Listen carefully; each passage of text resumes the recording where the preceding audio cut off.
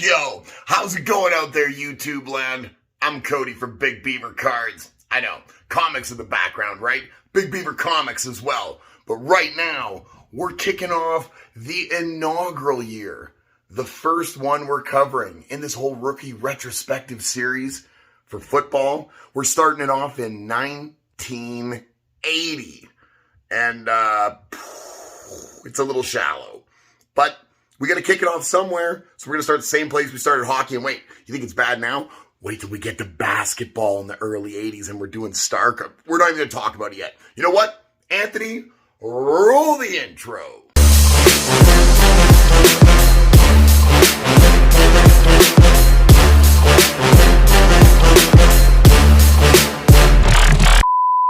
Okay. So like I was saying, this is the very first video in a series we're going to do through football rookie cards to look back and see what all the most expensive rookie cards from the NFL have been throughout all the years, starting with this one, 1980. What are these cards?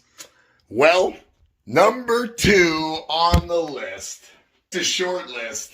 No Hall of Famers, but what we do have, and bear with me, what we do have is 2 beloved hometown favorites on this list. So, number 2, and these are both tops, so here's a change of pace. We've been doing hockey, it's been all O-Peachy. We're going to look at tops cards. Number 2 is a Giants quarterback, couple-time Pro Bowler. He played when Montana and Cunningham, and there was a lot of guys taking up Pro Bowl spots over in the NFC back in the 80s and early 90s from Phil Simms. But what does Phil have that a lot of guys don't have? Phil's got 2 Super Bowls. Now, did he play in both Super Bowls? There might have been a Jeff Hostetler thing. He was on the team. He was hurt. Regardless, has the rings to prove it. Is he in the Hall of Fame? He's not. His stats are somewhat pedestrian, but then again, he didn't really have any crazy receivers. His offense wasn't built that way. It was kind of a game management offense. The defense kind of ran the ship there as far as that Bill Parcells Giants team went. Phil Simms was a great Giants quarterback. Maybe not a Hall of Fame quarterback. Maybe not a great overall quarterback. Maybe a bit of a pedestrian quarterback. Better than his kids were. But for Giants quarterbacks, 2 Super Bowls, Phil Simms, right? I mean, I don't think, and played his entire career there. You see a PSA 10 example here in the big example to the left of Phil Simms. But on the bottom left, Phil Simms, 1980 tops, PSA 8, card number 225 in the set, $15.50 American, about $20 Canadian. That's got bids. There's demand. You got to be a Giants fan, and you got to be a pretty diehard Giants fan. I'm not saying I don't like Phil Simms. I just could see a lot of quarterbacks having a lot of value before Phil Simms does. And that's even given the bias that quarterbacks hold a substantial amount of more value than almost any other position in the sport of professional football when it comes to sports cards and sports card prices. Phil Simms, though, just doesn't crack that elite level. But for Giants fans, the demand remains there because Phil's a hometown guy. PSA pop count, 1,732. High PSA pop count. Only 29 10s, but we see this pretty regularly with stuff this old. Again, the quality of printing and the materials and quality control and all that kind of stuff was subpar at absolute best. It kind of is what it is.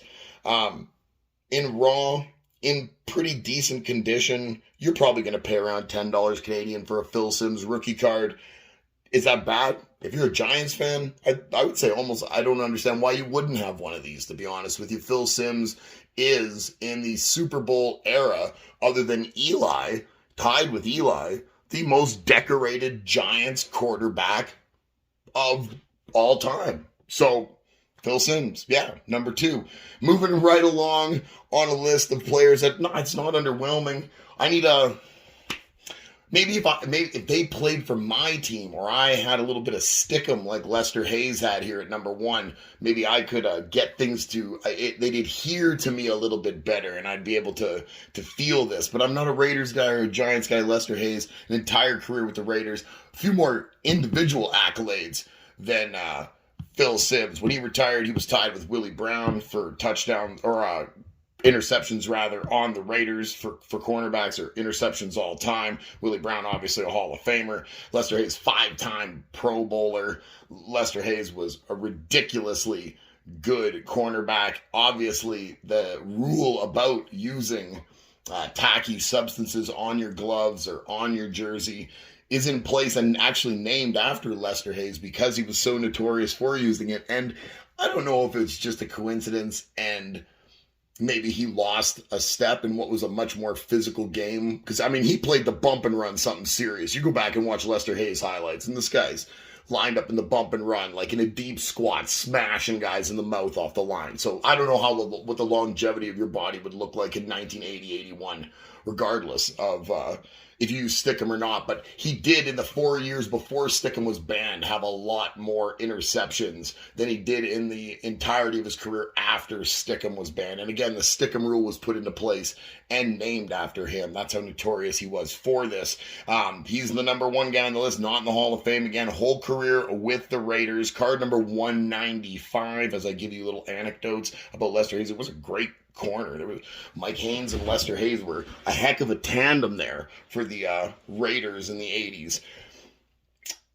What else about Hayes is important?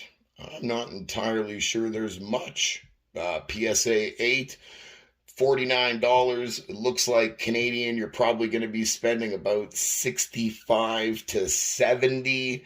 A pop count of only 337. Which is kind of surprising, despite the fact that Lester Hayes has more demand. Obviously, $49 buy it now, and that could be a bit of an anomaly.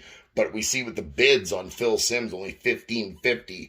So Lester Hayes, smaller pop count. Maybe for some reason the card is out there just a lot less. Only 14 of them in a 10. Raw, you're still going to be paying probably close to $15 Canadian for a near mint. This is near mint pack fresh as far as they're concerned. There you go. The guy who used the Stickum, the bump and run cornerback, no Hall of Famers. That's just kind of the way it was. What I wanted to say about Lester Hayes, actually, as we wrap this up, was his rookie year actually isn't 1980 or 79. Like Phil Simms was drafted in 79. Lester Hayes was actually drafted in 77. So that's something we will notice, especially with football. And football gets caught up pretty quick, but we'll also notice it with basketball, that some of the rookie years will be off by a few years, even in some cases. Football gets caught up to the early 80s pretty quick with itself, and then we start seeing a lot of congruency and things aren't really off base. But basketball, it takes until that Fleer set in 86 where things finally start to make a little bit of sense, and we're like, oh, okay, I totally understand. This guy was drafted the year before, and I have his rookie card this year.